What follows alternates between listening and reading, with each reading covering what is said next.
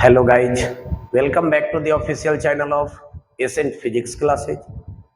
आज की इस वीडियो में हम डिस्कस करने वाले हैं डिस्टेंस एंड डिस्प्लेसमेंट के बारे में, जिसको आप हिंदी में दूरी और विस्थापन के नाम से क्या करते हैं, जानते हैं। ठीक है ना। इसी को आप हिंदी में क्या कहते हैं, दूरी और विस्थापन।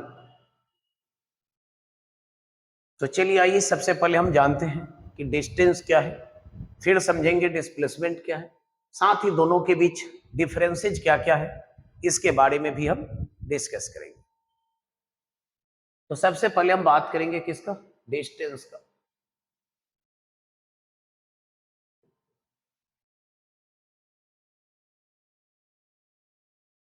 तो चलिए आइए देखते हैं डिस्टेंस क्या होता है। तो आप डिस्टेंस के बारे में जनरली कह सकते हैं length of actual path travel by an object और बॉडी, यानी कोई भी ऑब्जेक्ट या बॉडी जिस एक्चुअल पैथ को यानी वास्तविक पथ को तय करता है या कवर करता है, उसकी लंबाई को, लेंथ को ही हम लोग जनरली क्या कहते हैं, डिस्टेंस कहते हैं। उस एक्चुअल पैथ के लंबाई को ही हम लोग जनरली क्या कहते हैं, डिस्टेंस कहते हैं। ठीक है ना। आइए देखते हैं, हम एक फिगर की सहायता से समझेंगे डिस्टेंस होता क्या है। जैसे मान लीजिए कि कोई ऑब्जेक्ट है या फिर कोई व्यक्ति है, मान लीजिए, जो कि किसी पॉइंट ए से अपना मोशन को क्या करता है, स्टार्ट करता है। ठीक है ना। और सपोज डेट हम मान लेते हैं कि ये 3 मीटर का डिस्टेंस को ट्रेवल करके पॉइंट ए से कहां पहुंच जाता है, बी पर पहुंच जाता है। मान लेते हैं ये भी कितना है, 3 मीटर। ठीक है। फिर बी से ये मान लिया जाए सपोज डेट 4 मीटर का डिस्टेंस को ट्रेवल करता है और कहां पहुंच जाता है, सी पर। मतलब अगर बात करें बीसी का, तो बीसी हमारा कितना है, 4 मीटर। ठीक है ना। तो अब आपसे पूछा जाए, मान लिया जाए कि यहाँ पे जो व्यक्ति है या फिर जो ऑब्जेक्ट या बॉडी को हम कंसीडर किए हैं, वो इस पूरे यात्रा को, जर्नी को टी समय में यदि कंप्लीट कर रहा है। कितने समय में, टी समय। तो आपसे पूछा जाए कि ऑब्जेक्ट या बॉडी टी समय में जो डिस्टेंस को ट्रेवल किया, और डिस्टेंस कितना होगा, तो आप कहेंगे कि सर डिस्टेंस का तो डिफिनेशन कर रहा है लेंथ ऑफ एक्चुअल पैथ। तो ऑब्जेक्ट जिस पैथ पे चला है उसकी लंबाई को हम लोग डिस्टेंस कहेंगे। यानी क्या हो जाएगा, A B plus B C, A B plus B C. A B है कितना, 4, बी सी नहीं, ए बी यहाँ पे 3 दिखाया गया, चलिए 3 प्लस बी सी है 4, यानी कितना मीटर हो गया, ये 7 मीटर हो गया। कितना मीटर हो गया हमारा डिस्टेंस, 7 मीटर हो गया। ठीक है ना। तो देखिए डिस्टेंस का मेजरमेंट करना था हमको, तो मैंने क्या किया, ऑब्जेक्ट जिस एक्चुअल पैथ को फॉलो किया था ड्यूरिंग द मोशन, गति के दौरान जिस वास्तविक पथ पर ऑब्जेक्ट क्या किया था, चला था, गति किया था, उसकी लंबाई को मैंने क्या किया, मेजर कर लिया। और जो वैल्यू आया वो उसके द्वारा ट्रेवल किया गया या कवर्ड किया गया डिस्टेंस को क्या करेगा, रिप्रेजेंट करेगा। ठीक है। तो सिंपली आप कह सकते हैं, कैसे डिफाइन करेंगे, आपसे कोई पूछे कि व्हाट इज डिस्टेंस, तो आप कह सकते हैं the length of actual path travelled by an object और body in given time interval is called distance. अब कहेंगे सर गिवन टाइम इंटरवल, तो टाइम तो कुछ ना कुछ लगा होगा ए से बी तक और बी से कहां, सी तक आने में। ठीक है ना। तो सिंपली आप कह सकते हैं कि गिवन टाइम इंटरवल में कोई भी ऑब्जेक्ट या बॉडी जिस एक्चुअल पैथ को क्या करेगा, ट्रेवल करेगा या कवर करेगा, उसकी लेंथ को, लंबाई को ही हम लोग जनरली क्या कहते हैं, डिस्टेंस कहते हैं। मतलब डिस्टेंस का measurement length of actual path से की जाती है, जिस पैथ पे ऑब्जेक्ट या बॉडी क्या करता है, ड्यूरिंग द मोशन चलता है, ठीक है ना। अब अगर हम बात करें कि डिस्टेंस वेक्टर क्वांटिटी होगा या स्केलर क्वांटिटी, तो जानते हैं डिस्टेंस की अगर बात करें तो ये कैसा क्वांटिटी होगा, स्केलर होगा। स्केलर क्वांटिटी, क्योंकि इसके पास कोई पार्टिकुलर डायरेक्शन नहीं होगा। जैसा कि आपने देखा ऑब्जेक्ट पॉइंट ए से अपना मोशन को स्टार्ट किया था, ए से पहले कहां आया, बी पर, और बी पर ये अपने डायरेक्शन ऑफ मोशन को चेंज कर लिया, फिर कहां बी से चले गया, सी पर। तो इसके पास कोई पार्टिकुलर डायरेक्शन ऑफ मोशन नहीं है, इसलिए हम कहेंगे कि डिस्टेंस हमारा कैसा क्वांटिटी है, स्केलर क्वांटिटी। अब यहाँ पे आप देख रहे हैं कि मैंने डिस्टेंस का मेजरमेंट किस में किया है, मीटर में। दैट मीन्स आप सिंपली कह सकते हैं कि अगर इसकी एसआई यूनिट की बात करें तो एसआई यूनिट जो इसका होगा वो हमारा क्या रहेगा, मीटर रहेगा। डायमेंशनल फॉर्मूला की बात करें, डायमेंशनल फॉर्मूला की, तो आपको मालूम है क्या होना चाहिए डायमेंशनल फॉर्मूला इसका, मास से इसका कोई रिलेशन है नहीं, यानी एम का पावर क्या रहेगा, 0। मीटर लेंथ से रिलेशन है, मतलब एल, और टी का पावर भी क्या लिखेगा, 0, क्योंकि टाइम से भी इसका कोई रिलेशन नहीं। यानी सिंपली आप कह सकते हैं कि अगर बात करें डिस्टेंस की डायमेंशन फॉर्मूला तो केवल क्या होती है, एल होती है, ठीक है ना। क्योंकि वैसे भी जब हम लोग डायमेंशन लिखते हैं तो डिस्टेंस के लिए या डिस्प्लेसमेंट के लिए जो सिंबल यूज करते हैं वो सिंबल हमारा क्या होता है, एल होता है, ठीक है ना।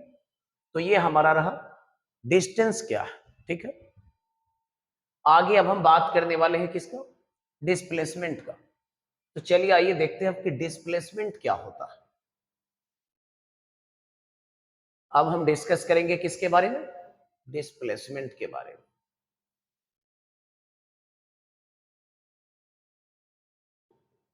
देखिए अब डिस्प्लेसमेंट क्या होता है, ये किसी भी ऑब्जेक्ट या बॉडी के इनिशियल और फाइनल पोजीशन के बीच का शॉर्टेस्ट डिस्टेंस होता है।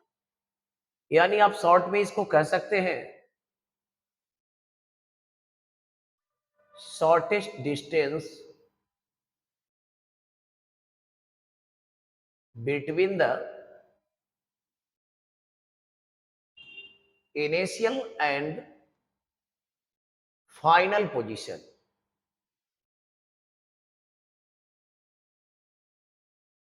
ऑफ एन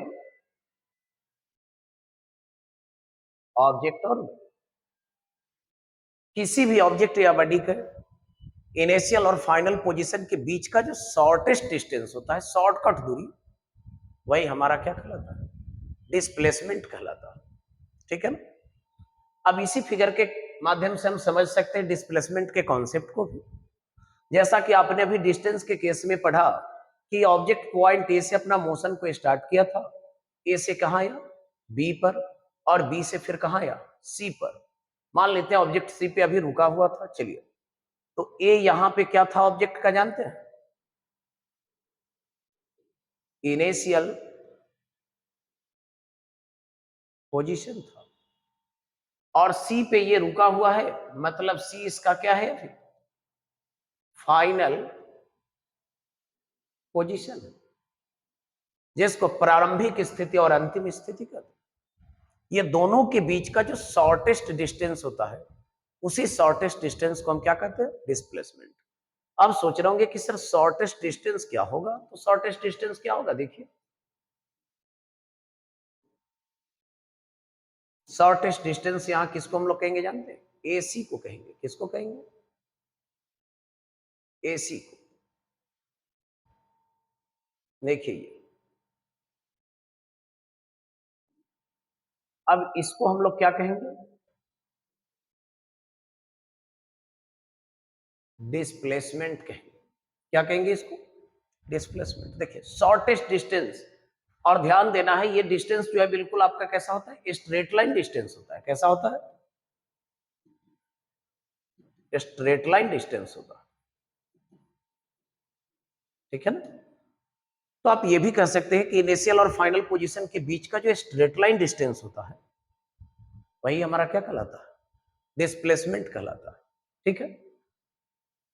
अब जैसा कि अगर हम देख रहे हैं यहाँ पे ऑब्जेक्ट आया था 3 मीटर का डिस्टेंस ट्रेवल करके पॉइंट बी पर, 4 मीटर का डिस्टेंस ट्रेवल करके बी से कहां गया था, सी पर। तो डिस्टेंस अगर हम बात करें यहाँ पे तो टोटल कितना था हमारा, आपने पढ़ा है डिस्टेंस कितना था यहाँ, 7 मीटर था। लेकिन बात करें अगर हम डिस्प्लेसमेंट की तो ये हमारा कितना हो जाएगा जानते हैं, 5 मीटर। सोच रहे होंगे सर 5 मीटर कैसे होगा, तो ये देखा जाएगा अगर तो एबीसी हमारा एक राइट एंगल ट्रायंगल बन रहा, यहाँ पे ये एंगल 90 डिग्री, जिसका परपेंडिकुलर और बेस मालूम है, यानी लंब और आधार मालूम है, तो हाइपोटेनस यानी कर्ण निकाल लेंगे। और फॉर्मूला क्या होगी यहाँ पे एसी निकालने की, रूट अंडर ए बी का स्क्वायर प्लस बी सी का स्क्वायर, यानी 3 का स्क्वायर प्लस 4 का स्क्वायर, जो कि 9 प्लस 16 यानी क्या आएंगे 25, जो कि कितना हो जाएगा 5 मीटर। ठीक है ना।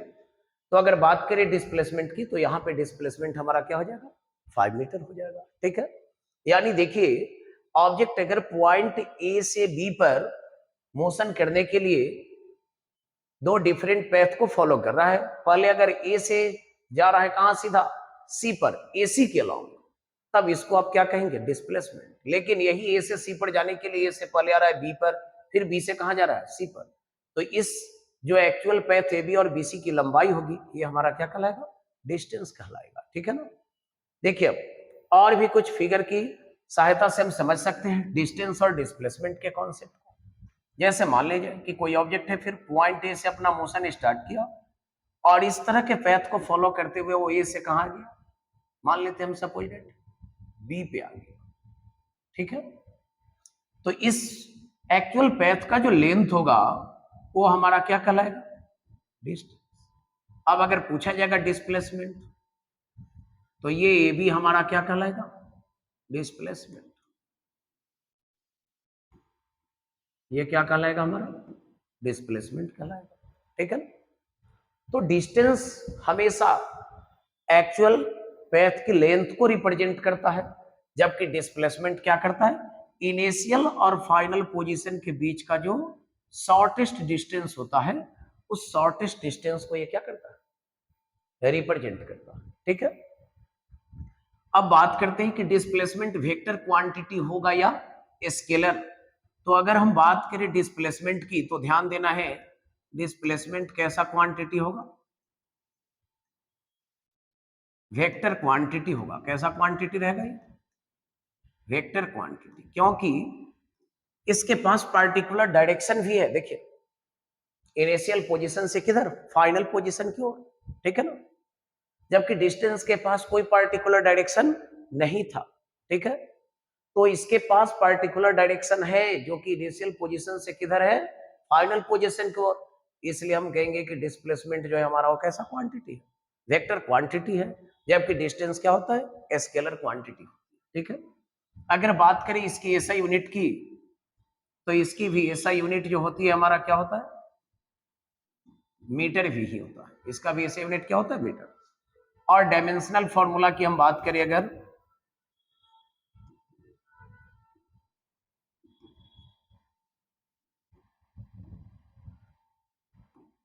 तो इसका भी डायमेंशनल फॉर्मूला वही होगा जो किसका था, डिस्टेंस का था, m to the power 0 l t to the power 0।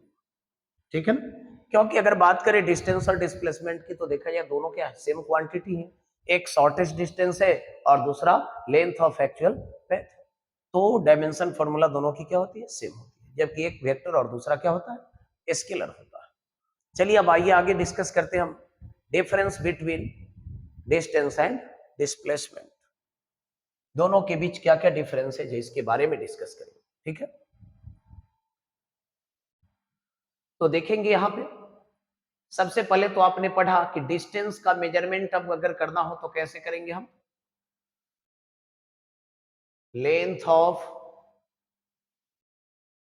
Actual path से, यानी कह सकते हैं distance is measured by length of actual path. यानी डिस्टेंस को मापना हो अगर तो आपको क्या करना होगा, वास्तविक पथ की लंबाई को निकालना होगा जिस वास्तविक पथ पर ऑब्जेक्ट या बॉडी गति के दौरान चला। ठीक है ना, जबकि अगर डिस्प्लेसमेंट की बात करेंगे तो कह सकते हैं displacement is measured by the shortest distance, shortest distance between the क्या हो जाएगा, इनिशियल एंड फाइनल पोजीशन। ठीक है, अभी मैंने आपको पढ़ाया डिस्टेंस कैसा क्वांटिटी है, स्केलर क्वांटिटी है। डिस्टेंस कैसा क्वांटिटी है, स्केलर। ठीक है ना। डिस्प्लेसमेंट क्या है, मैंने आपको बताया वेक्टर क्वांटिटी, क्योंकि इसके पास पार्टिकुलर डायरेक्शन होता है इनिशियल टू फाइनल पोजीशन, और डिस्टेंस के पास कोई पार्टिकुलर डायरेक्शन नहीं होती। ठीक है ना। अगर बात करें डिस्टेंस की तो ये ऑलवेज क्या होता है जानते हैं, पॉजिटिव। जबकि डिस्प्लेसमेंट की अगर हम बात करें तो ये क्या क्या हो सकता है जानते हैं, पॉजिटिव भी हो सकता है, निगेटिव भी हो सकता है, और जीरो के इक्वल भी हो सकता है। डिस्प्लेसमेंट जो है क्या हो सकता है, पॉजिटिव भी हो सकता है, निगेटिव भी, और जीरो के इक्वल भी हो सकता है। अब सोच रहे होंगे कि सर डिस्प्लेसमेंट पॉजिटिव कब होगा, निगेटिव कब होगा, और जीरो के इक्वल कब होगा। चलिए आइए इसको भी हम समझते हैं। जैसे मान लीजिए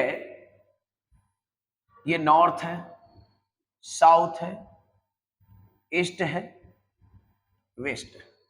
ठीक है ना।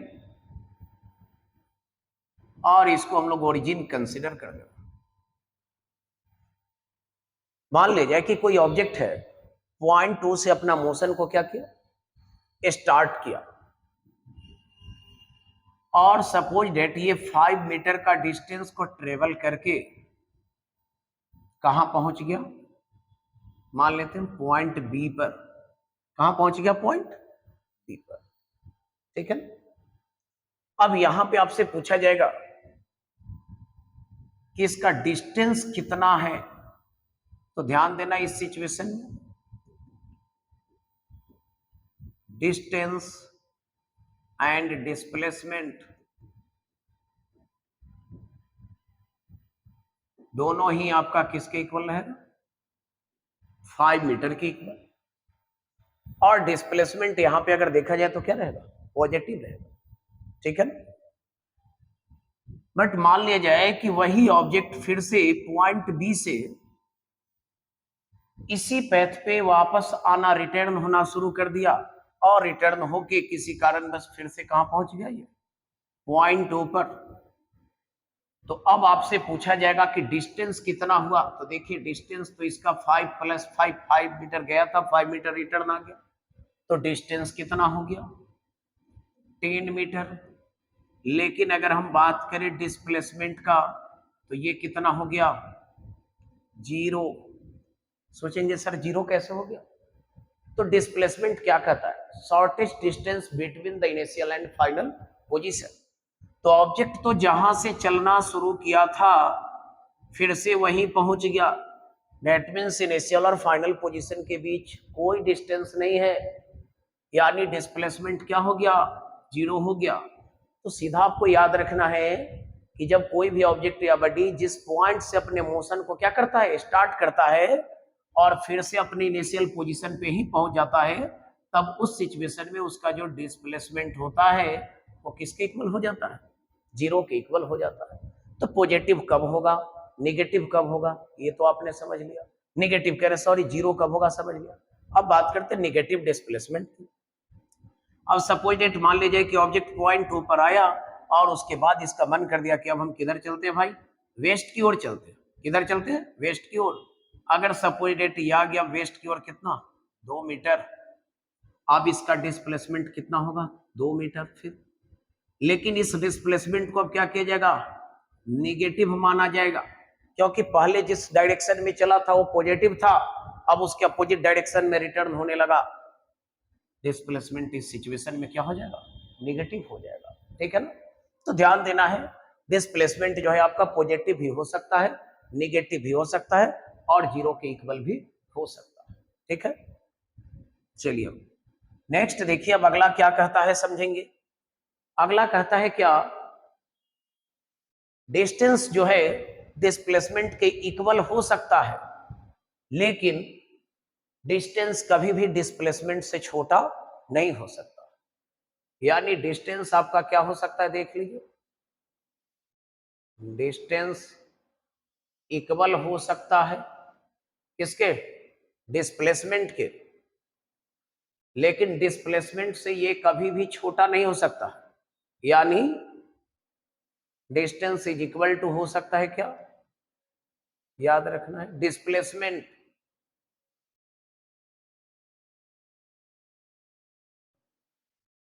और ध्यान देना है, मैंने क्या बताया कि डिस्टेंस जो है वो कभी भी डिस्प्लेसमेंट से छोटा नहीं होगा, मतलब बड़ा हो सकता है। यानी डिस्टेंस ग्रेटर देन कह सकते हैं और इज इक्वल टू होता है किसके, डिस्प्लेसमेंट के, ग्रेटर देन और इज इक्वल टू। यानी डिस्टेंस डिस्प्लेसमेंट से हमेशा बड़ा रहेगा या फिर क्या हो सकता है, बराबर हो सकता है। ठीक है, अगर बात करते हैं जस्ट डिस्प्लेसमेंट की हम, तो डिस्प्लेसमेंट जो है देखिए, डिस्प्लेसमेंट इज इक्वल टू हो सकता है फिर किसके, डिस्टेंस, और क्या हो सकता है इससे जानते हैं, लेस देन हो सकता है। यानी डिस्प्लेसमेंट डिस्टेंस से क्या हो सकता है, छोटा होगा या फिर उसके क्या हो सकता है, बराबर। आप सोचेंगे कि डिस्प्लेसमेंट कभी डिस्टेंस से बड़ा हो जाए, तो पॉसिबल नहीं है।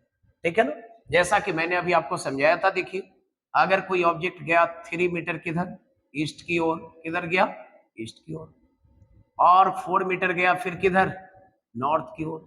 तो अगर पूछा जाए इस सिचुएशन में डिस्टेंस कितना हुआ, तो आपको मैंने अभी समझाया था, आप कहेंगे सर कितना हो गया, 7 मीटर। लेकिन अगर यही पूछा जाए आपसे डिस्प्लेसमेंट कितना हुआ, तो आप कहेंगे सर कितना हुआ डिस्प्लेसमेंट, 5 मीटर हो गया। कितना हो गया, 5 मीटर। ठीक है, तो यहाँ पे आपने देखा कि डिस्प्लेसमेंट जो है वो डिस्टेंस से क्या है, छोटा। ठीक है, और देखिए आगे बात करते हैं हम, इज इक्वल टू कब होगा, तो जब ऑब्जेक्ट जो है सो कि स्ट्रेट लाइन पैथ के अलोंग मोशन करेगा, तब उस सिचुएशन में ऑब्जेक्ट के द्वारा कवर किया गया जो डिस्टेंस होगा वो हमेशा इक्वल रहेगा किसके, डिस्प्लेसमेंट के। जैसा कि देख लिया गया, मान लीजिए कि कोई ऑब्जेक्ट पॉइंट ए से अपना मोशन को स्टार्ट किया और सीधा लिनियर पैथ को फॉलो करते हुए 5 मीटर का डिस्टेंस को ट्रेवल करके ये कहां पहुंच गया, पॉइंट बी पर। अब इस सिचुएशन में पूछा जाएगा कि इसका डिस्टेंस कितना हुआ, तो डिस्टेंस भी 5 मीटर हुआ। डिस्प्लेसमेंट पूछा जाएगा तो डिस्प्लेसमेंट भी कितना रहेगा, 5 मीटर ही रहेगा। ठीक है ना, तो इस सिचुएशन में डिस्टेंस डिस्प्लेसमेंट के क्या हो सकता है, इक्वल हो सकता है। आई होप कि ये वीडियो आप लोगों को अच्छा लगेगा, आप इसे ज्यादा से ज्यादा लाइक और शेयर करें, साथ ही चैनल को सब्सक्राइब करें और बेल आइकन को प्रेस करें, ताकि जब भी मैं नए वीडियो आपके लिए लेकर आऊं उसका नोटिफिकेशन आपको सबसे पहले मिल जाए।